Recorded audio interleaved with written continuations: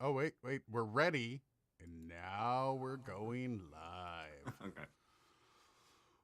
Ooh, what a week it's been. What a week. Really quick off the top. How's it going, Stu? David, question. I've been doing an audiobook for someone and it's draining me of the will to live. Yes, they will do that.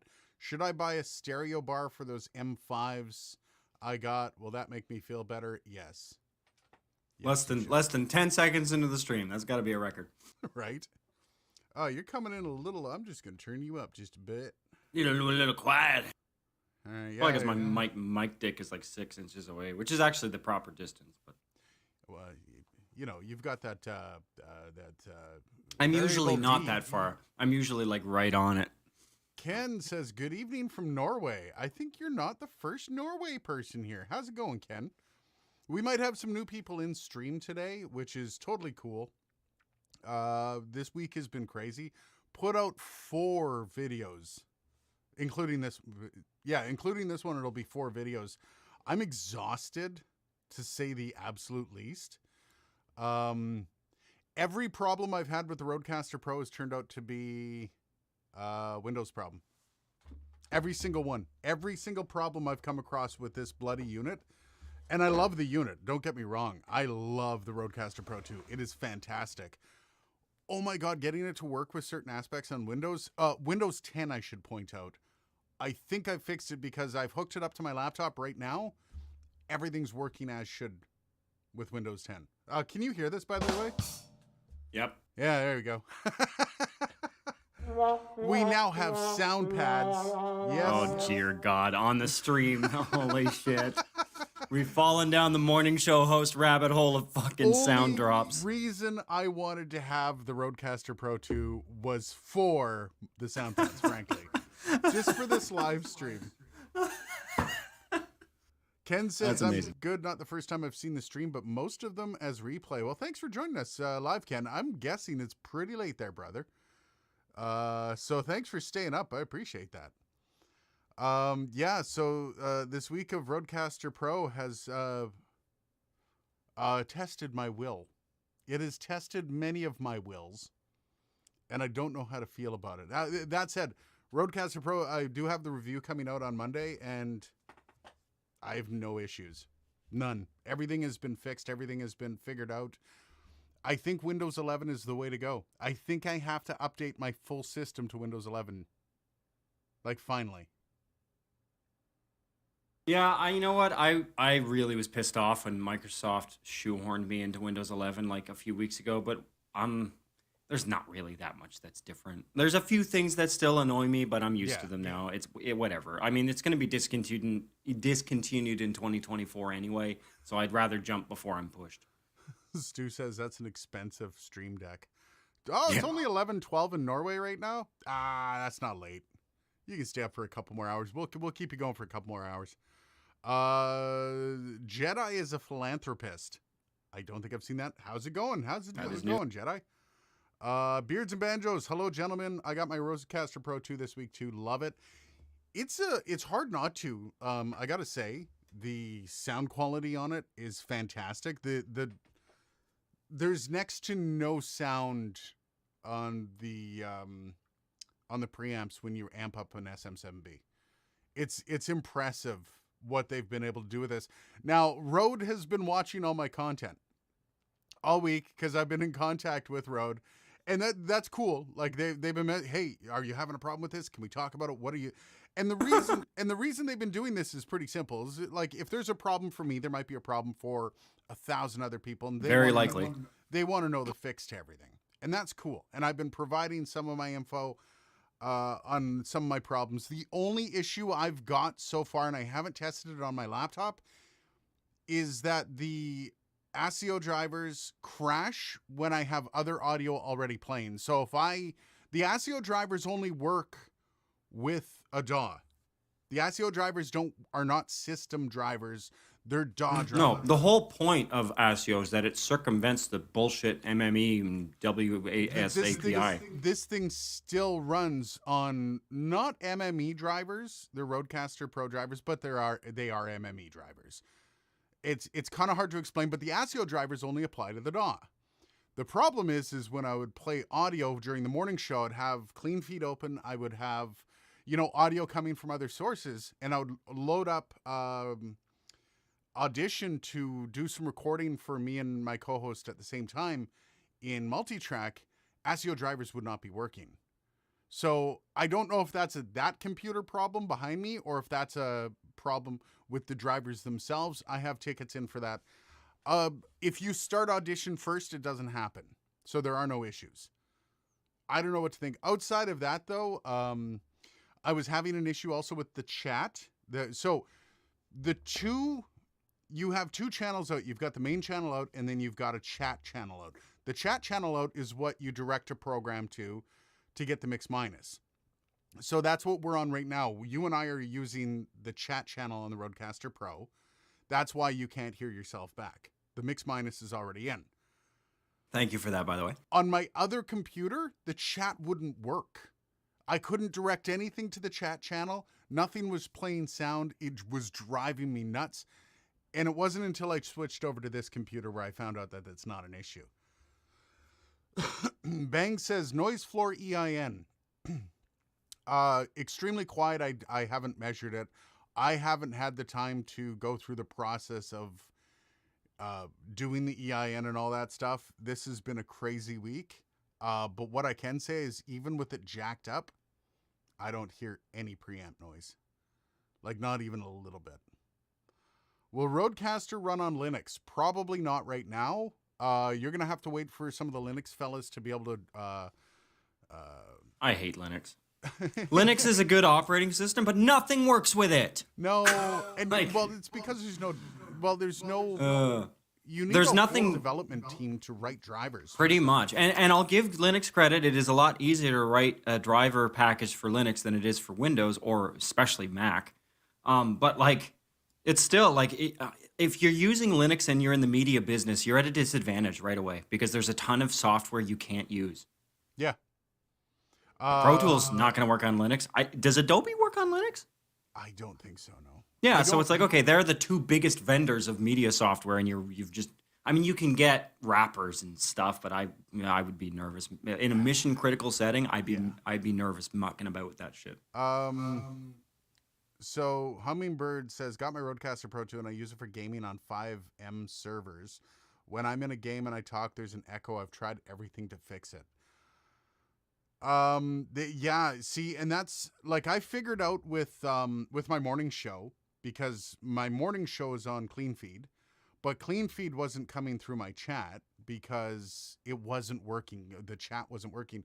So I set up my own kind of mix minus where because his audio was going to the station already. So on Clean Feed, the station was running on Clean Feed, meaning when he connected, his audio was going to the station. My audio was going to the station separately on my own Clean Feed link. But him and I talking together, going through the board, I had to put his, I would pot him up and then I would mute, but also put on solo for the mic channel and the computer channel. So his audio was coming to me, but it was muted going back out again. Question: how do you control Wide Orbit? Do they just have a remote desktop feed? Yep, remote desktop, and it's quite nice. It's a great little setup that we've got going on. All right, let's catch up here. Beards and Banjos, did see the update video from Rode today? Yes. Routing tables for USB mixes and separate headphone mixes coming soon. The separate headphone mixes is already in there. You can actually route to headphones from what I know. That is a really cool option. I don't know how many people are going to be, like from a musician standpoint, that's a great idea. Like having just a headphone mix for a musician, like a drummer, just a bass mix, him and the bass, or whatever you're doing. For a podcast, I don't know how many people are going to need like I only want channel 1 and channel 4. That's it. I don't get how that's going to be plausible. I do think like with the routing, I think they promised that there was going to be routing, but there really isn't because there's still only 2 channels out. There is a second USB that will allow you to have a third channel out, but that requires another USB cable. So you can actually have 2 computers. You can send to 2 computers with this thing, which is kind of cool. Or you can plug in a cell phone and that will just come in through the USB. If I had looking at the use cases for those two situations, where it's like, well, you can't have more than one, set of channels going to one computer, but you can plug into two computers. It's like, if it's one or the other, I'm going to choose to have multiple channels going to one computer. But I don't understand is what, and this is the one thing that when I talked to them, because at first I was confused. I'm like, well, you guys have routing. Why is there only two channels? You've got main and chat. And chat, the only purpose of that is for the mix minus. Yeah. How do you do any routing with only two channels out? You don't. Well, so this is the thing, and this is what I'm confused by. But they released ASIO drivers for this thing for DAW, but not for the system.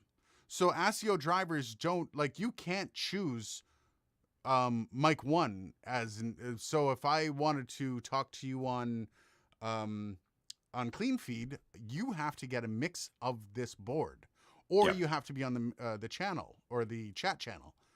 Why isn't it just ASIO? Why can't I choose that? Why can't I?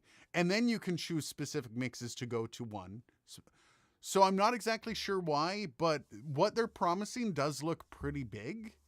They're promising basically everything that the Revelator can do and more. So we'll see what happens with that. I am really looking forward to seeing them roll this out, because what they did with Rodecaster Pro 1 was fantastic. By the end, it was really well polished. It worked perfectly for everybody's use case. ASIO drivers to record are fine, but if you're going to be instituting specific routing for gamers might need more than one or two outs. Yeah, like to Bangs' point, I'm not saying there aren't use cases for plugging into more than one computer. There are just way more use cases for flexible routing than there are for using more than one computer. That's what I'm saying. Yeah. And like having USB 2, like having two USB cables go to your computer so you have a third out isn't a bad idea. Well, so here's a question. Because Windows doesn't support aggregate devices unless you have ASIO for all, which is shit for all intents and purposes. So those two cables, Windows is going to see those as two separate devices. Yeah, but one with one channel and one with two channels. The point would be is you can set up USB 2 to only work with a specific program. So the USB 2, you would just use a program and tell that program to be directed to that. Yeah, you could tell the program to pay attention, but you couldn't use one program. You couldn't use three simultaneously in one application. No, not in one application. Yeah, so it's like it's not really a fix for routing because you're still limited to one or the other. It might be. Not for routing, not for musical routing, no.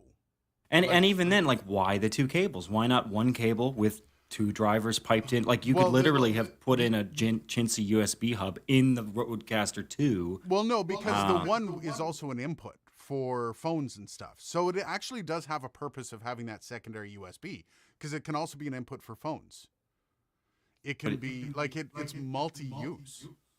Yeah, but again, the use is that's a very narrow use case for having a second cable. I would still like to keep USB 2, but I would like to see full multi-track functionality. It would be nice if, like, there is uses for the USB 2. I think the implementation is a little flawed. I think they could have made those ports more flexible than they are. The fact that they're pretty much hardwired to do like pretty much one thing.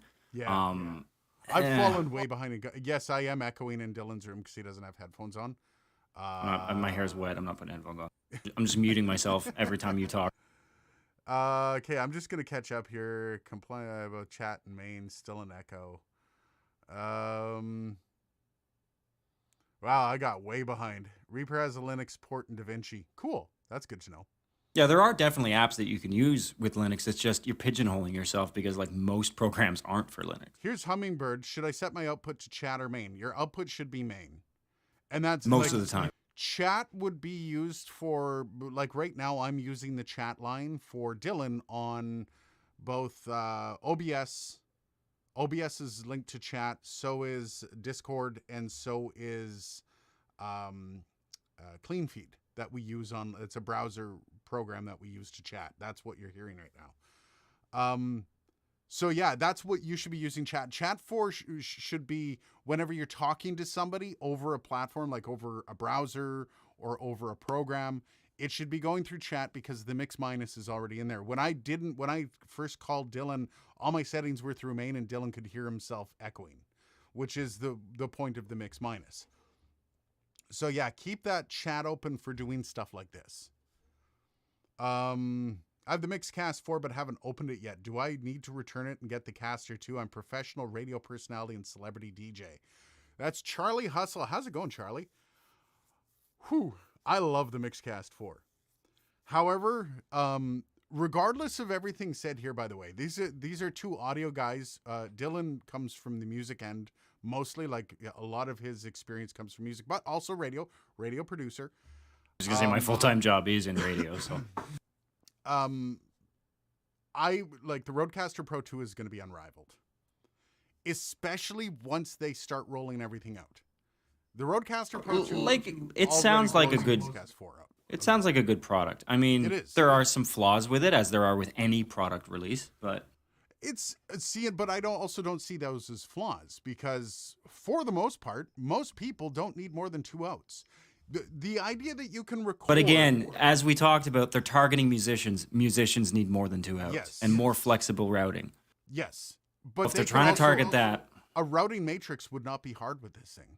No, everything's digital. But they would have to develop a routing matrix for this thing and have more than 2 outs with it.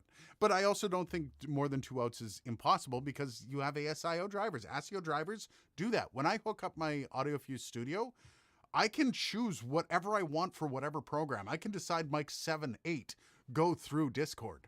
It doesn't matter. And I mean, we have seen, like, Rode does do some software overhaul after. I mean, what was that thing we saw where, they it was the MP-USB or the NT-USB where they supported multiple mics on a single... Yeah, like, stuff like that. So Rode's obviously they're not just, like, set it and forget it. Like, they're, they're going to listen to what people are saying. And I have to give Rode credit. When you first mentioned that they told you that they're watching all your content, a lot of companies are like, well, fuck you, you're shitting on our products. But they're like, well, what's wrong with them? Like, help us make them better. And it's like, that's the proper response to that. Yes. And the one thing Rode said, like, when I released the video about and I knew that because I knew they were watching when I released the video about to stop being an early adopter, to stop buying stuff early, and it's not all the early adopters, by the way. Early adopters are necessary in development of stuff like the Rodecaster Pro 2.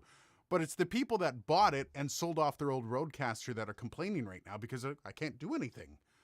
Well, you shouldn't buy the first couple of weeks something's available if you can't afford to have a backup. Like, it's just ridiculous the past week how many messages I've gotten. However, when I knew they were watching, I put out the video about that you shouldn't be an early adopter. And at the very beginning, I made sure it was in the first sentence that I said, I've seen some good things. I've seen some bad things. The review's set to come. And the first thing they did when they emailed me, that wasn't like, oh, what, bad? No, they said, dude, if there's bad stuff, can you let us know now? And I told them what it was. And it was already there was already a ticket open. And once again, it all turned out to be Windows-based. Every problem I've had is Windows based. Even the ASIO drivers crashing is all Windows based. I know it is. It's not this unit. So when it comes to this unit, it's well fleshed out outside of the routing, which I know there's a lot of gamers kind of irritated right now. But then again, you bought a product in the first couple weeks. I never pre-order, and other than like a music album, sometimes I'll do that. But as far as hardware, software, I never pre-order shit. I pre-ordered one record, but I had already heard all the tracks. Yeah, well, yeah. See, like yeah. That was when Shinedown did their Attention album. I had already pre-heard the album. I was perfectly fine with that. So to come back to Charlie's question, the Rodecaster Pro 2 blows everything out of the water from a podcasting board perspective. It's the best board on the market. This is the best product aimed at podcasters, aimed at broadcasters even. Like, from a broadcasting perspective, there's nothing that beats this. Especially the plug and play aspect of it, right? Like, not having routing can be a blessing for some because routing is not simple. However, this is by far the best product on the market. What's the USB protocol? USB 2, USB 3, 4? That's a great question. What's the plug? Let's start with that. USB-C? 3.0, I believe, because they put out a release saying I if was you about do- to yell at them if it's 2022 and there's still 480 megabits. No, because they put out a release saying if you're going to use a cable, make sure it's a USB 3.0. Good. So the latency on it's probably pretty good then. Oh yeah, like I don't notice any latency. Good, awesome. Nothing noticeable from a user perspective. Oh man, is B&H photo? No, it's Sweetwater. Okay, specs. Sour water. Computer connectivity, USB. God damn it. That's not helpful. 3.0. Oh my God, it's a 3.0, baby. Yeah, Ladies good, and gentlemen, good, we actually have a USB-C 3.0 device. When you first got the audio fuse, I was rolling my fucking eyes at the fact that Arturia still is cranking out a 2.0 interface in this day and age. Something with the expandability of that thing. Like, how quickly would you absolutely overwhelm that with audio? Yes, bangs, but you can get extenders. You can get Cat 6 extenders. It's not hard. They're very cheap. And also, I'm actually using a Cat 6 extender right now, and the latency is indistinguishable. Aiden, your echo effect is very distracting, but it only lasts like 5 seconds each time you talk. It's literally the only time I unmute my mic to talk. Oh, okay, all right. I don't even notice it anymore. Aiden's voice better now. I don't even have any of the processing on. Let's do that. Let's see how I sound now. No, and I say wet hair, but it's wet because of sweat. And sweat with fake leather ear cups on headphones is a bad time. That's why you got to get the Rode, man. They're plush. What? They're that plush. They breathe. Yeah, but I like the sound of the headphones. I know. They're comfortable, but I actually get them because of the sound. They sound good. With Aiden's haircut, headphones and wet hair wouldn't be a problem. True. You still get sweat. Still get sweat. Is the PC one worth it over like other upgrades to a PreSonus audio box? The PreSonus audio box is a piece of trash. I'm sorry. That's the audio box. If you're saying Revelator, it's better than the Revelator as long as you don't need the routing. The Revelator destroys us with routing, which is disappointing that there is a product on the market for $300 US that does a better job of routing than the Rodecaster Pro. And the Rodecaster Pro 2, if we're being honest. The Rodecaster Pro 2, but that's disappointing. That's not unacceptable, but it's something that like. And again, Rode, a lot of this is firmware and driver based. So this is something that Rode can do some market research on and fix. This is not something that we have to wait for a whole other release. Will they? We'll find out. Stu, so would you consider this to be a single bus? Yes. Well, it's dual bus. So you do technically have the chat and the main. So those are the two outs. USB 2 would be a third, but it's a stereo mix. So USB 2 would only ever be a stereo mix. You'd like cram everything into USB 2 that you'd want to go out to one, but it would take everything with it. So it's funny, every time you say USB 2, I think USB 2.0, and I just get like USB 2.0 PTSD in the back of my head. It won't be fully baked. Bangs is right. The Rodecaster Pro 2 is very new, and it's going to take time for this thing to flesh out. Once they do, I trust Rode. I am not complaining right now. They're a good company. I mean, these are just constructive criticisms of the product. That's all we're doing. And the company, there's nothing really bad you could say. I mean, they send people toques for fuck's sakes. Speaking of which, we're all waiting for that tag team review. By the way, Bandra's having a rough time. He had some flooding, I think, in his studio, which sucks. So I think he had to tear apart his studio just to take. He's got insurance. I don't know, U.S. man. I don't know how it is in the U.S. You have to have insurance here by law. So, I would say like there's no complaints here about the Rodecaster Pro. When we talk about like, and I've got a part of the video coming up of things I'd like, and one of those things is routing matrix. I would like a routing matrix with this. It's powerful enough. This is a quad core computer. This unit is a quad core computer. This thing can handle a routing matrix. Like, why it doesn't is beyond me. And I think, for my perspective, I think Rode's trying to keep it simple enough so people don't get confused with it. And Rode has done that really well. The first Rodecaster Pro was idiot-proof. I think this is especially funny because you're an AMD user and you're bragging about 4 cores. For an interface to have a 4-core CPU in it is pretty damn impressive. The interface. I thought you were talking about the computer. No, the like quad literally core. the machine. Yeah, the interface is a quad core. The Rodecaster Pro 2 is a computer.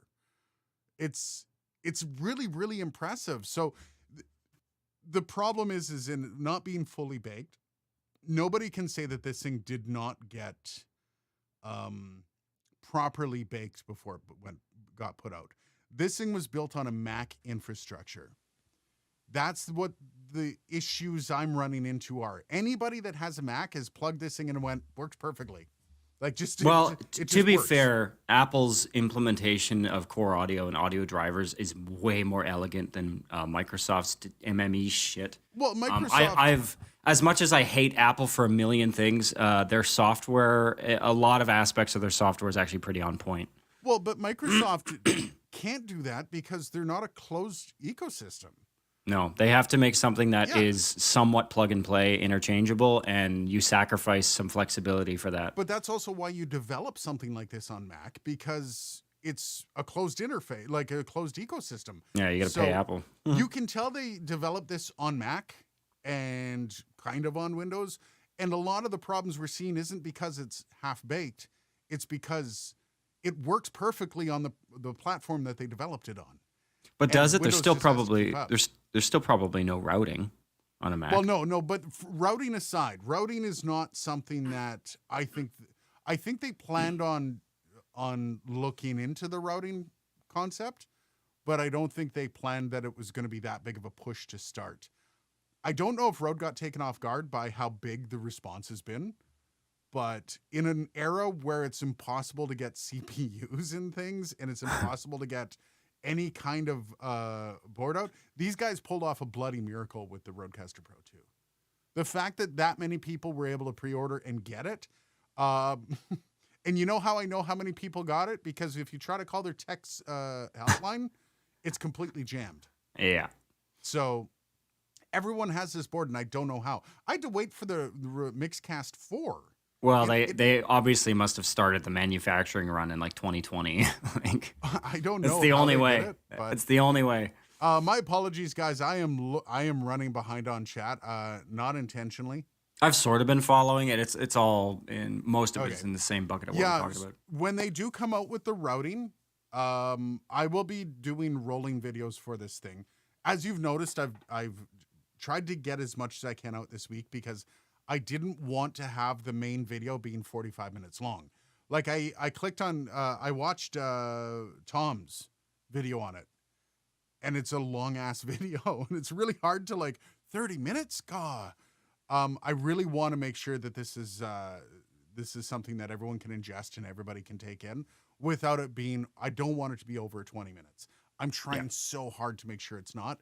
That's why I've been putting out a couple videos. I wanted to address the pre-orders because that was going to be in my video. I wanted to address the bug fix with the Windows with browser audio, which screw Windows. I hate that they do that. And that's why I was putting stuff out. But I'm going to be putting content out as drivers come out, going through some of the routing and stuff like that. So stay tuned. That is going to be a lot of fun. Rode dropped Rode Central 2.0 last week for the Rode Central, I find, is a little underwhelming for the Rodecaster Pro 2. Like, you've got it's basically a settings hub. It's the same settings you have in the Rodecaster Pro 2, but on a computer desktop. I would love to see, maybe a mixer, right? Like the mixer, just an electrical. Oh, what mixer? What are mixers? What are mixers Right? for again? I forget. Oh, routing, right? Yes, but if they did the routing through Rode Central, that's what a lot of a lot of interfaces do. You do your routing through the board. Every modern interface that I've used that is remotely reputable has a software router. Whether it's Focusrite, whether it's Arturia, whether it's my buddy Darren just got the Zen Go. It's got a routing interface. For Rode not to include that is kind of substandard, really. Not for, but there's the thing, not for podcasters. Well, podcasters don't know what the fuck they're doing, man. Okay. I'm just gonna say that, and people are gonna yell at me. But podcasters don't need routing. I would argue that you should still. I mean, it depends on your podcast, but like there are still, I've done podcasts and I love having the flexibility to Well, I pipe stuff agree. around in different places. I like with routing, it gives I you mean, the opportunity to be able to do your own mix minus. You could argue that podcasters should focus more on content, and the problem with routing is that routing makes it more complicated than it needs to be to get set up. You could make that argument, which I think is valid. Routing is not simple. And like I No, come at that from no, somebody that I get crossed up while routing. It takes me, I have to put all of my thought into it. It's like algebra. I'm used to it, but it's because I've got 20 years of a career under my belt doing routing, so it's like breathing to me. But if you just want to get on a thing, make an audio file with a bunch of people talking, i.e. a podcast, maybe that's not as intuitive. So I have to be better at remembering that. That it's, as much as routing to me seems like just a mainstay, it's like not necessarily. All right, I just have to address one thing. There's some outside the octagon with Jade Semro meant Audio Box 96. The Audio Box 96 is let's just say the Rodecaster Pro 2 is a lot better than that, and the price should reflect that. Yeah, PreSonus's Audio Box 96 is not going to be the greatest in comparison. Yes, I am looking forward to the big update of the routing. We'll see how that goes. I know Rode is on top of all this stuff. And as much as you can sit here and complain about anything that's going on with the Rodecaster Pro 2, the one thing I can say is I know damn well whatever problems you have, they're literally going to fix it as fast as they can. They want to rule the market. They want to be the absolute only competition out there. And I think they have a chance of ruining, like, the Mixcast 4. Zoom's P8 doesn't, not even close. How big of if you had to guess, how big of an industry would you say, like a market vertical, would you say podcasting is compared to something like broadcast? $1 billion industry. Especially now, everything's being released for podcasting. The last major mic release, think about the last major mic release from Shure. What was it? Well, the MV7. Yeah. Who would use the MV7? Odd. Gamers, streamers, and podcasters. Some podcasters. Again, if you're having a panel style podcast, you're never going to use the MV7 because you can't plug in more than one mic. It's XLR. MV7 yeah, but is XLR. It sounds like shit over XLR. Yeah, but most people don't know that. Look at the pod mic. You look at like everything Get being it. released right now outside of Lewitt's 1040 has all been podcast related. Like all market releases right now are podcast based. That's the audio world right now. It's weird because again, I'm in the industry and it's a very small minority of people that I know that actually listen to podcasts, which is why it's so foreign to me, this idea that podcasting is this huge industry. Broadcasters tend to not. Anybody in the broadcasting industry is trying to get away from audio. Even consumers, even people not in the industry. Like I just honestly just don't know that many people. I do know people that listen to podcasts. I know a ton, and it's usually like I use podcasts instead of radio when I'm driving. So a lot of people podcast, listen, and clean up. They use it kind of not in an absorption of content way like TV or even radio back in the day. Radio. Maybe I'm old fashioned, but with that, because I am a sponge. I'm constantly ingesting new information about new things. I like learning stuff. But for me personally, and this is a preference thing, obviously, but I still prefer to read because I can set my own pace. When I'm listening to something, especially something like podcasts that are like an hour long, I know obviously not all podcasts are that long, but there's a lot of things that I end up missing just because either something is dinged and I've got to deal with it, and it's like, oh, I just missed like 20 minutes of that. But podcasting isn't the learning platform. Podcasting is an audio version of YouTube. That's how I see it. Like, for example, some of the top podcasts in the world right now are D&D podcasts of people playing D&D in the audio form and it being an entertainment style of consumption. However, we're such visual creatures, though. You would think that would be not. But what preferable. about when you're cleaning up and you can't watch TV? What about when I you clean up and you can't watch YouTube? I would still put the TV on and listen to it. Well, they do also have video versions of most of these podcasts. Oh yeah, i.e. Joe Rogan. Almost everyone, like to be successful with the podcast now, a video element is almost required. I'm pretty sure LTT they do podcasts, right? Well, they're Linus Media Group. the WAN Show's podcast. Yeah. And they And they video also that have, stuff. what's that car? I mean, they have you a know, movie we review say that podcast. even radio now. I mean, I was just in our station on Monday for the first time in 2 years, and there's 4K cameras all over the room. Like, it's very weird. Yeah. It made me very self-conscious voicing a spot in there going, what if these are live right now? Oh, Geeks Television. Best wishes from Spain. I'm learning a lot about mics and sound thanks to your channel. Thanks, Geeks. Appreciate that, and welcome to the channel from Spain. Bang says COVID work from home made podcaster gear high demand. Yeah, I could see that. That makes sense to me. But here's the thing: it also watered it down, and like with the stuff like the 2040, the AT2040, a lot of companies releasing stuff as broadcast mics or podcast mics are just an excuse to dress a crappy mic up in a nice shell.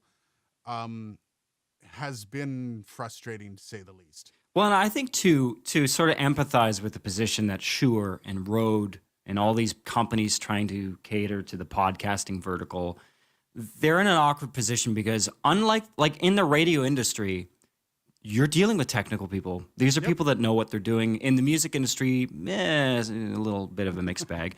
But with the podcasting industry, you got a lot of people who have great content ideas that know fuck all about technology.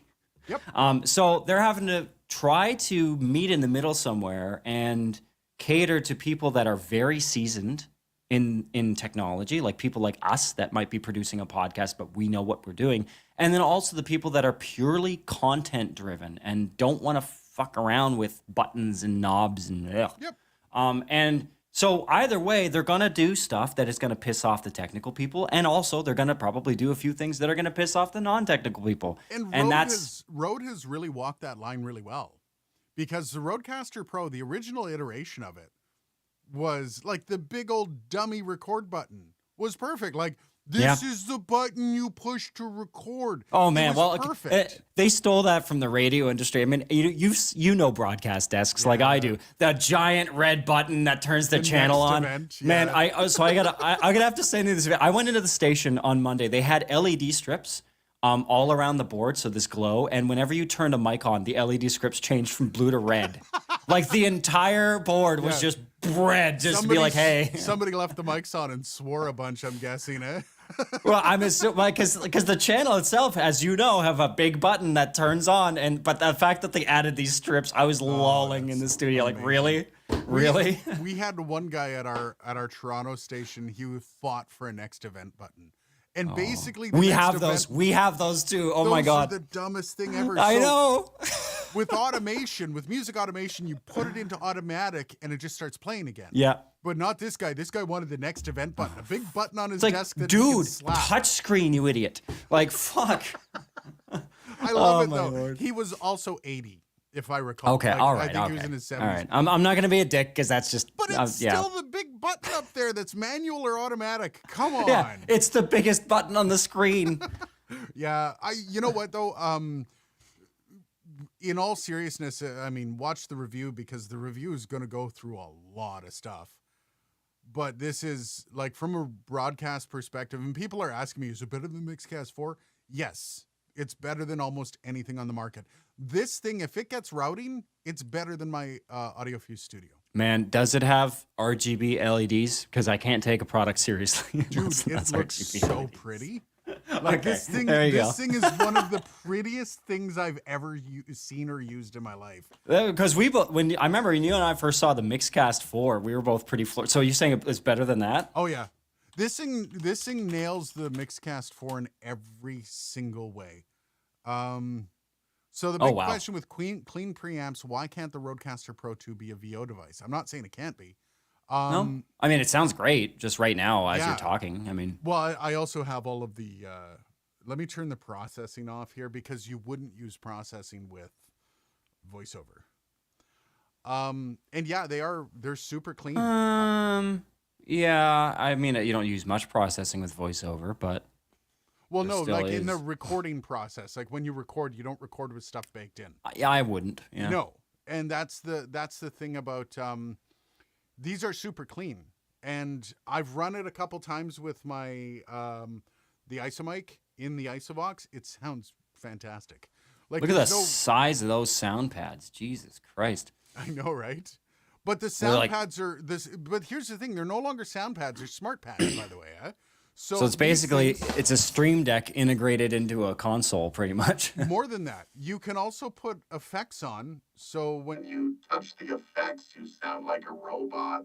Nice, you got a vocoder. That's awesome. I'm not gonna lie, I was not expecting that. I was not expecting that. Let's turn that off. Yeah. How about I love the beep. Yeah, the sensor button. the sensor? You've got ducking. What? I Audio keep ducking. pressing it. The megaphone. Nice, that's cool. I like there's that. a lot of really like these are literally smart pads, and also the one thing I thought you were stuck with only 3, so 24 versions of the pads in general. No, you can have up to 8 banks of 8. I was gonna say, I see the bank buttons on it there too. Yeah, this thing is exceptional in every way. Yeah. So could you do things like, for example, keyboard macros with those pads? Yes, you can use this as a full macro device. You can use it as a MIDI device. It's like it's ridiculous. The macro device, I think you would have to write your own. Yeah. Like, well, which is not that big a deal. No. If provided you have that brain for that kind of stuff. Yeah, that's neat. Those look actually quite fly. I mean, those pads, if I'm being honest, as somebody that is trying to approach this as objectively as possible, those pads rival pads on actual MIDI controllers, like professional MIDI controllers. Well, and the fact that you can use these as a MIDI controller, so I can set That's this what I'm up saying. in Studio One as a MIDI controller, and then assign sounds to it. It's hard to argue with that. So how do you configure that? Is it in the software on the system or on the actual interface firmware? Well, it would just when you I can only talk from Studio One perspective. That's the only one that I have a MIDI, but you just add it as a MIDI controller. Well, yeah, but you've got to be able to assign note numbers and velocity values to the pads. The pads do actually have velocity, by the way. Yeah, well, they would, if it's a MIDI controller, they would have to be. Well, not all MIDI controllers have velocity value. Oh, but one's in that price range do. But so you have to be able to assign, like, if I want note 127, I have to be able to tell the pad, okay, this is note 127. I haven't done it yet. I was going to say, so there must be a way either through the software control panel or the actual firmware to do that. I do know that when you go into Road Connect, they have, like, you can set it up as MIDI and all that stuff. I don't know if you have to preload the sounds and then in person. How vibrant? I'm just curious because the pictures are all, it's developed. Not, the headphone lights are vibrant. Everything else is kind of a pastel mute. Kind of washed out a little bit, which is normal. I mean, they've got those diffusers under the buttons, so that makes everything kind of washed out. The one thing I'm gonna have to say, the one thing that really pisses me off. Ooh. But not in a way like, this isn't like, oh my God, Rode needs to change this. It's just one of my quirks. So it's a touch screen, right? It's a touch screen. Yep. But you don't change anything with the touch screen. So if I wanted to change the volume on one of my virtual channels, I would tap on the channel and then I would use the knob to the side to change the values. So instead of using your finger you move the slider up, you'd use the knob instead of the slider. That I'm not used to it yet, and it drives me nuts. Who else really likes Aiden's contrast ratio on his videos lately? I haven't even done anything differently. It's my camera likes to switch it up. It's super frustrating lately. I don't know why, but it's in a phase of looking good. So I'm going to stay with it. Sort of side, not related to RCP2, but on the topic of interfaces and boards, Behringer is up to something. Oh, no. I don't know what it is yet, but it's big because they're discontinuing the X32. Oh, really? Yeah. They've already discontinued the Midas M32. That one's off the market. It's officially a legacy product, which is a bit of a big deal. And they're also going to do this. They're doing the same thing with the X32. You can't buy X32s anymore. That was probably one of Behringer's most money-making things that they've done in the last 10 years is the X32. So if they're discontinuing that, something's on the way. I don't know what it is. So what's the next interface they're ripping off? Or what's the Right. next board they're ripping off? It's got to Well, be one. I'm wondering because again, Behringer owns Midas now. They're in bed together officially as Yeah. businesses. So I'm wondering if they might do something else with something else in the Midas product line. Because there are some contenders there. Or again, as you said, are they just going to rip off something else completely different? Maybe they're coming up with the Rodecaster Bro. Rodecaster Bro. Behringer. So You heard going it here first. circling back to the touchscreen. So why is it a touchscreen then if you can't adjust anything on it? Well, you can adjust some things, but you can't, like, for example, the I was faders- gonna say I see buttons on a few of the marketing images here. there's- Buttons on the screen. So, yeah, there's buttons on the screen. The buttons are fine. You can touch the buttons. Touch the buttons all you like. But if you want to change the value on something, let's say the faders for the virtual channels. You got 3 virtual channels, and you want to change the fader on that, okay? Yeah. So you have to touch it, and then you have to use the slider on the side to change, or not the slider, but the knob on the side to change the value. So you can't just like grab it and slide it up. I don't know why that it drives me nuts so much. It just does. I gotta go unlock a door. Give me 2 seconds. All right. All right. We do have some new comments. To be fair, wasn't the Behringer wing already replacing the X32? That's a question for Dylan. Bangs newspaper. Okay, Bangs. While BDS is crap forcing contracts. Okay, that's all SCOTUS stuff. I'm gonna stay away from SCOTUS stuff altogether on this stream.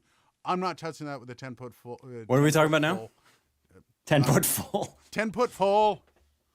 Sound noofy. You talking about SCOTUS shit now? I'm not touching SCOTUS on this stream at all. Behringer professional caster. Yeah, that'd be great. I would love that. I would love it if like you already have the Maono caster, which is like that cheap Chinese brand that the Maono. They've tried to sell me that so many times for a review on the channel. I just refuse. It costs $300 to bring into Canada. I am not spending $300 on any Maono product. I'm sorry. But yeah, outside of that, it's been a lot of fun with the Rodecaster Pro.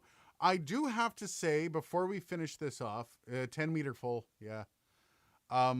Before we finish this this podcast or this episode off, there might be some changes over the next little while with the live stream. I was talking to Dylan today. We're getting into summertime. There might be some solo live streams of just me sitting here staring at the screen and mumbling wildly. I might also bring on some guests. I'm going to start reaching out to others. I think Tom would be fun to chat with, bringing on Tom Buck. I have some voiceover people that if you have questions on voiceover, if you guys have specific people you'd like me to bring in, I know Bandrew's not available. I already talked to him about it. He's actually at work listening to us when he does join in on the stream. Oh, wow. But if there's anybody you guys are like, yeah, I'd like to hear that person, let us know. I think it's been, I know from Dylan's perspective, things start to pop off in the summer. And things. Well, can get and really also, crazy. you know, now just because COVID is done, because we have to remember we started the stream pretty much during COVID. Yeah. So like, you know, the world's opening back up again. The economy is getting busier every week. It seems the economy is getting busier. So, and in my line of work in the radio, in the marketing creative business, Fridays suck. Fridays are the worst day of the week. Mondays are my Friday. Monday, I could fuck off the whole day. If my future goes the way I think it will, It'll be very similar. no, it's going to be much different. I started chatting with a company that does reviews. I'm not going to say who, and they wanted a video reviewer, and they asked me how much I would charge per episode, so per video. I gave them a wildly ridiculous number, and they didn't bat an eyelash. So we're going to see what the future holds. I don't know. I have a question. I might be available on Tuesday. Rodecaster's 2 question. Sure. I see it says it mentions Revolution preamps and Yes. Aphex processing. Yes. I just like zoomed in on the image and read that on the thing. Do we know of any other interface? Is this Revolution preamps thing? Is this brand new? Is this the first interface that uses that, or are there other Rode products that use? Because these are pretty good preamps. As far as I know, these are the first. as Okay. far as I know. Now, how I found out that Rode is listening to all the content we put out, by the way. The first thing I'd found out was I got a message after last week's live stream. Oh. And they just asked me, they're like, please don't open up the unit. Please do not open up the unit. We will send you high-res photos of the internals of the whole unit. Please don't open it up. Oh, wow. And so they're like, these are like, you can share them, but we don't want to share these, but we will share them with you if you don't open up the product. And I'm like, well, that's cool. I'm not going to, because I know if one thing goes wrong and then I'm like, sorry, guys, I don't think they're sending me another one. And to be fair, I wouldn't either. It's my fault. Yeah. But the high-res pictures of the internals, we will be talking about that. We'll be going over that. And that actually might be, just as good in many cases. Although taking apart shit is fun. If I didn't have a ton of future content on this thing, I would. And that's the thing. I have a ton of future content that's going to be necessary on this thing. I want to do the update videos. I want to do the next big one I really want to do is I want to do a song on this. I think this has proven itself good enough that we can use any microphone. We have 4 channels to play with. Yeah, I know you need one. I know. I'm still not in the phase of being able to say, "Hey, Rode, I know. I'm just being an ass. And I think I didn't include any music reviews on the review of this because it's just too much. And it's not just me. No offense to anybody that does music reviews on their interfaces or microphones, but something like this, for a proper review of how it handles audio from a guitar, any of that, requires doing something like a full song. Because you can't just, hey, this is what a guitar sounds like. The DI inputs are great. You need to really test this thing with a full song. So I don't know if I'm going to use the 58. I think we might go with nice mics. No offense to the 58, but maybe we'll do some song with some, what do you think? I do not SE. SE's sending me a couple more microphones. The B2200, is it? Because and I think it is when you're talking about music and on this stream, we're usually talking about these products in the VO and podcasting and, broadcast context. In a music context, the EIN is important, but the coloration of the preamps is far more important. How do those preamps shape the sound of a microphone? So it's going to be interesting to see. I think we should, if you're doing a song with this, I think we should use the RCP2 for all the elements, but use different mics because it will put these revolution preamps to the test and say, okay, what if I run a ribbon mic through you, Mr. Revolution preamp? Yeah. What is that going to sound like? Or what if I run a U87? Are you going to do it justice or is it going to sound like shit? And what I'm really fascinated by is this thing has no setting for a ribbon mic. And when I chose the NT1 and it was on NT1 settings, the Phantom was on instantly.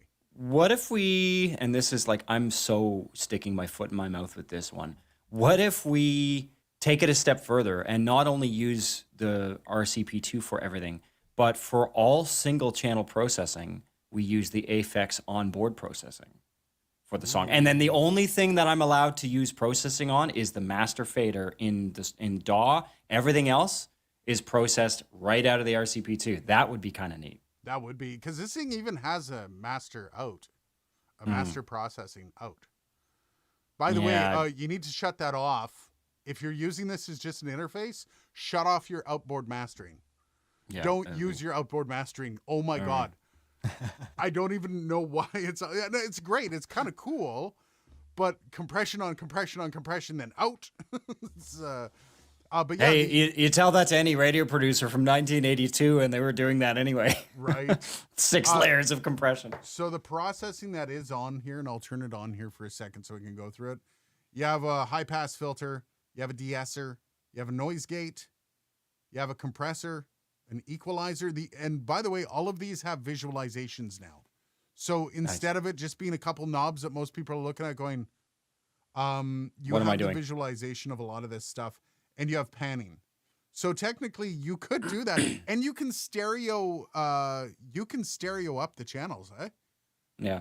Yeah, that's why I'm saying like everything would still be recorded into a DAW because obviously we can't do more than 4 channels at once on the machine, which is fine.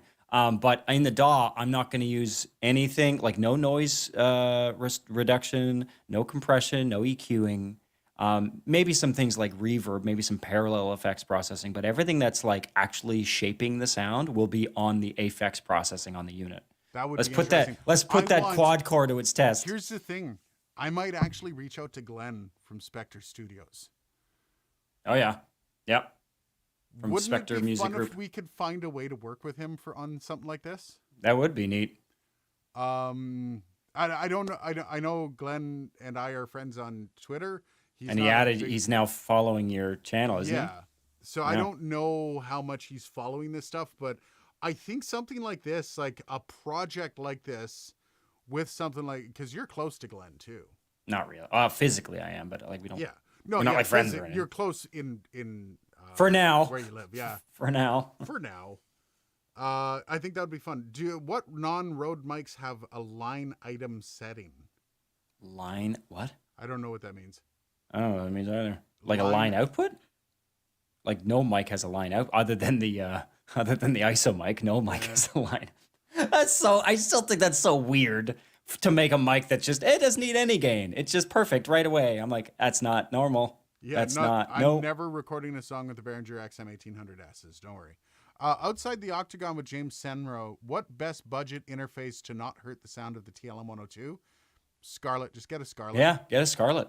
Yeah. Scarletts are well regarded within the voiceover industry. Back when Avid had M boxes, I would have suggested an M box, but they don't make those anymore.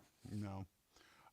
Sean, this is actually a great question. A colleague just did a concert with a community band. Can Dylan describe the ideal frequency range for a microphone to mic a trombone? I mean, don't use a ribbon. Don't use a D112. Like don't use a 57. Ideally an SM7. I use SM7s on horns. They sound phenomenal. SM7s are actually in the music industry are famous for how they sound on horns. But a 57 is fine. There you go. Yeah, I think that's going to be the answer to a lot. In fact, I've done a whole horn section with just 4 57s. Like nice. That's kind of what's nice about the 57 is it just sounds good on everything. My audio, I'm also on the MKH416, so if I go off mic, I might actually lower down. So I'll just raise up my volume just a bit. Oh, I got to switch this up so it's okay. I've got to do this on the actual computer, and I'm at 100% on the computer. Never mind. So I'm going to just make sure I bring this microphone down a bit. There you go. You can see the MKH416 right in there. I'll turn this up a bit. Am I in pre-fader? Nope. I was going to say that did absolutely nothing. Yeah, I know. Oh, no. Okay, there we go. I just got to make sure I'm completely on mic. So I'm looking at the main display on the Rodecaster Pro 2 there. So it's got 1, 2, 3, 4. So that's always the first 4 mics. Then it looks like Bluetooth. Then it's got a symbol of a wave. Is that the sound pads? That's the sound pads. Here's the thing, though. You can set this board up with whatever you want. You can drag and drop whatever channel you want onto. I like this. I like the signage that they've chosen. It's very intuitive. I mean, I can look at those and kind of right away, without even looking at the manual, I know what each of those meters means now. Yeah. Just from the symbol they've chosen. Bangs, RCP2 settings. What mics have a dedicated mic setting preset? Ooh, good question. Let's go. Let's do it. So you have dynamic. Oh, okay. So to start, you have line in, then you have instrument. So you can choose those two. You have dynamic, condenser, pod mic, broadcaster, procaster, NT1, NT1A, RE20, SM7B. I'm assuming those are editable. Yeah, well, they're just kind of the basics. So when you have the processing on, which by the way, I'm going to turn the processing off because let's turn that on. There we go. Now I'm going to be probably a little fuller and a little richer. I like that. That's subtle. It's not like, not engaging like night and day. I did it myself. But yeah, they don't have the NT2A in there, which was kind of threw me off. You're a little boomy. Yeah, okay, the boom. Just not like overbearingly so, but just I'm getting a little woofage. I didn't set it up with this mic. I set it up with the NT1. That's why I'm like Yeah. laughing. They've got like a dynamic and a condenser. But now those are obviously catch-alls that are in the ballpark Yeah. of what you would want. Yeah. I like that they have for each of their mics, they have very specific profiles. Oh, so this is where I was going. SE, Tony from SE got a hold of me. And he's like, hey, do you want any more mics? And I'd completely forgotten because I figured the SE Neome probably sunk me for any other communication with them from Right? here on Well, out. I was just like, oh, burnt the bridge. No, well, he reached back out to me. He's like, do you have any interest in any of our mics? And so I said, well, condensers, yes. And so they're sending me he's sending me 2 condensers. One, I think the M2200 or B2200. Can't remember what it's called. 2 of them, but he's like, dude, we want to get you on our ribbons and we want to get you on our tube mics. So we're going to be talking. You're like, oh, twist my arm. Oh, damn it. So I'm going to be getting a couple of those. And there was another microphone company that I forget who it was. I got, after I released, I think the second Rodecaster Pro video, my channel kind of did a little bit of an upswing. And as soon as that upswing happened, I had a bunch of companies like, hey, do you want a couple more microphones? So, hey, I can't blame them. Catch the wave. I mean, do what you have to do. Love it. But yeah, we're finding ourselves a lot of friends over the last little while. Yeah, Dylan's 6 dB louder. Okay, I'm bringing Dylan down. Screw you, Dylan. You can't be louder than me on my own stream. Come on. What? Yeah. I'm not louder than you. No way. I could just turn you off. Yeah, you could do that. No, I wouldn't do that to you, man. I was gonna say I'm here for free, asshole. Thank you to everybody. We have a bunch of new people kind of joining the channel. A lot of people dropping into the Discord. Very cool to see. If you're new to the channel, come on down to the live stream. Come on down to the Discord. Hang out with us. It's been a lot of fun this past week. While it's been really frustrating and overwhelming with the amount of work it's been, it's also been a lot of fun to see this channel kind of like just take a little skip forward, and more people discovering Dark Corner Studios has been awesome. Now, I don't know if Sean is saying I sound harsh as in I sound more douchey than usual. It's probably because my tolerance today is at 0.4. Or if he's saying my voice sounds harsher sonically. I probably a little bit of both. Although the processing doesn't change on this mic. In fact, as I was just telling Aiden before the stream, I actually can't change the processing on this mic right now. It might it might actually be the all the processing on mine makes me sound smooth. Oh, it's the comparison's probably just there. He's just now grumpy. I'm on Wheatstone processing, which still would blow will blow Rode out of the water. Not to say that Rode's bad, but Wheatstone is kind of the industry standard in the broadcast field. So Steve Fall, I'm loving this. Hello from Ohio. Hey, Steve. No, you sound pretty joyful. Sonically, you sound harsher today. Oh, interesting. That could be that's just the juxtaposition between our two voices. I think so. I think the processing on, like, when I set up the Rodecaster Pro 2 and I called my boss and I'm like, okay, just want to make sure this works in clean feed and this works this way. He's like, my God, you sound amazing. I'm like, what do you mean I sound amazing? He's like, I've never heard you sound this good. You make me want to break out the lotion. Yeah, I'll keep talking. Noah, you can't see my feet. Why do you want to see my feet? He kept asking who my dad was. I said, my dad's Ed. Why do you ask? Oh, my God. Oh, I'm tired. It does sound nice. The NT1 that I paired it with, that's what I was using all week with the Rodecaster Pro. It sounded gorgeous. There was no issues whatsoever. Anyways, all jucks, no insult intended to Dylan or Hey, Sean. I insult people all the time. My policy is don't insult people if you can't take an insult. So feel free to shit on me anytime you want to. But yeah, I think that's gonna be the hour here, boys and girls. Thank you for everyone that's come out. Thank you for everyone that's kind of jumped into the channel over the past week. Whoa, crap. We almost hit 30 today. By the way, our new average, like our new peak, is about 30 on the live stream. That's kind of cool to see, by the way. I was would gonna say love to when we see that started, continue. that it used to be like 6. Yeah, remember when like 10 was like, dude, we Remember broke when we 10. used to? Remember when we did that whole stint of videos talking about like the M1, and anytime we would just go thump like immediately. Yeah. Don't talk computers on an audio live stream. No. Did it take a while to grow this following? Holy Yep. hell, yes. So this channel's been technically live since 2017. I started really uploading in earnest late 2018. And then the new studio, when I moved into this house 2 years ago, that's when it really, like, actually the 2-year anniversary is now. Of And then moving into this that's house. around when we started doing these streams shortly Yes. after you had moved in. Yeah. Yeah, and yes, it does take a while. Any following anywhere, it's never going to be an instantaneous thing, especially doing reviews. There's not a single video on this channel that will ever go viral. No review of the SM58 is going to get billions of views. No. So your content has to be relatable and Now, it has to be back fun. in 1968, an SM58 review might have gotten a million Right. views. Yeah, the internet in 68 though was rough. Yeah, it was a bit of a kind of a underground club. Literally. Zerafael, hey guys, do you recommend a Rode NTG3 for audiobook narration? Yeah. Oh, in an untreated room? No. Zerafael, No. I don't recommend any microphone in an untreated room. I recommend any microphone in a treated room. Well, okay, so in an untreated room, a good place to start, because sometimes treatment isn't an option, i.e. in the room I'm in, for example. A dynamic mic is your best friend. But if you're doing audiobooks, you should find a closet. You should. There's Yeah. no especially audiobooks, because Aiden and I both know from me working with you on that first one, they're very anal about that. Yes. Which I guess they have a right to be, but like, wow. Yeah. Audiobook narration, podcasting, voiceover. There is no such thing as voiceover in an untreated room.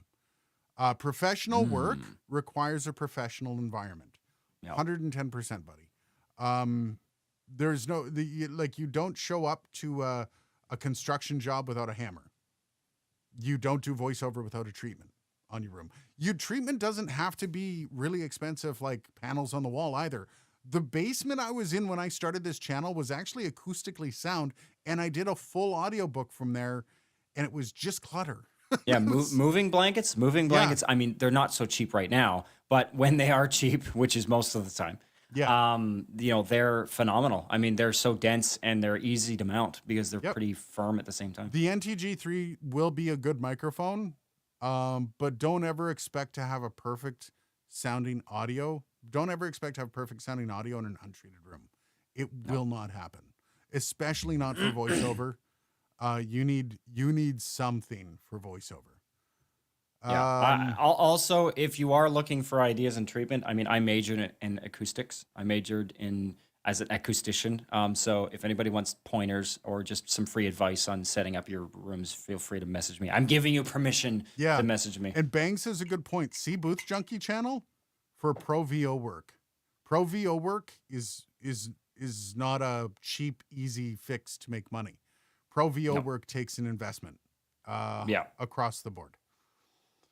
Yeah. Anyways, now there are tricks that don't involve you spending $20,000 on treatment. Most of the time, they include you sitting in a closet, though. Yep. And like my VO friend, Marianne, she sits in a closet. Her whole VO studio is in a closet. She's scoring she's got an agent. She's already signed to a union.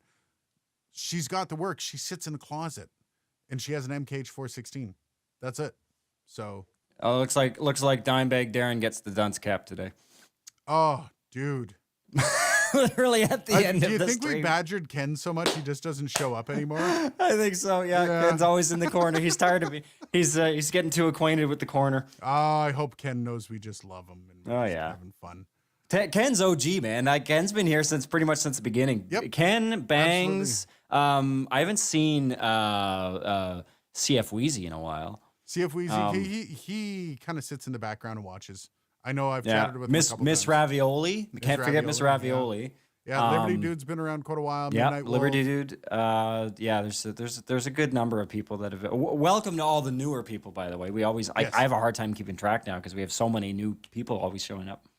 I go back and forth on Booth Junkie. Sometimes the pauses and delays annoy me. Other times I just love the guy.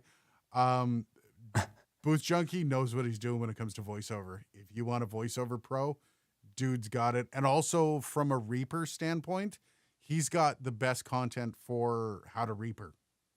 So that will change because Reaper is getting a really big market hold over Pro Tools now, especially as Avid ramps up their pricing. In fact, just today I found Avid's ramping up their pricing again soon. Oh, really? Eh? How did they do that with a $60 program out there that's already? Well, so subscriptions are staying, but perpetual is going up, right? Because they're Reaper's trying a to make $60 it perpetual.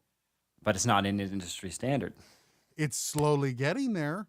I mean, you've got guys that but it's not there, and until it's there, Avid's not going to take Reaper seriously until it gets a decent market saturation. Yeah, no, I know. And I think that'll be good for everybody because it'll force Avid to bring their prices down and Reaper will get money and everybody wins. If Reaper was more user-friendly, it's not, and it's not a shot at it. It's a great program. Really? I think Reaper's user-friendly. But you do not, but a user that just has never worked with an audio program, well, then Audition is user-friendly.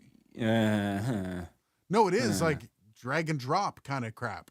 So is Reaper, but I used Audition on Tuesday at work to make spots, and I was at the station for 4 hours. I did 2 spots. Oh, I voiced one and produced 2. It was rough. I got a Hoover, or not a Hoover. I got a new vacuum. Is it Dyson? It is a Dyson. It was a $700 vacuum. Oh yeah, Dyson stuff is crazy. Dude, is it the ball? Yeah, like pet. Yeah. The pet. Yeah. The ball's good. The hair removal tool for the couches. Yeah. Fucking life changing. No, we have Dyson, a brand new couch that the dogs don't want to stay off of, and we're like sweeping at it. We're trying to get that hair off. One pass over with that, all the hair was gone. No, Dyson, as much as they're overpriced and their products, I don't like how plasticky all their stuff is, but they do actually make good shit. As a Renoise and Ardor user, let's not talk user friendly. Dyson is the Neumann of Vax. Yes, it is. Hey, guys. All right, that's it for us. Have yourselves a good week. We'll see you next week, or I'll keep you updated on what's going on with the live streams. It might just be me. Maybe you're just hanging out with me, or maybe I'll just pull somebody off the street to hang out with. You know anything about audio? No? I don't know, whatever.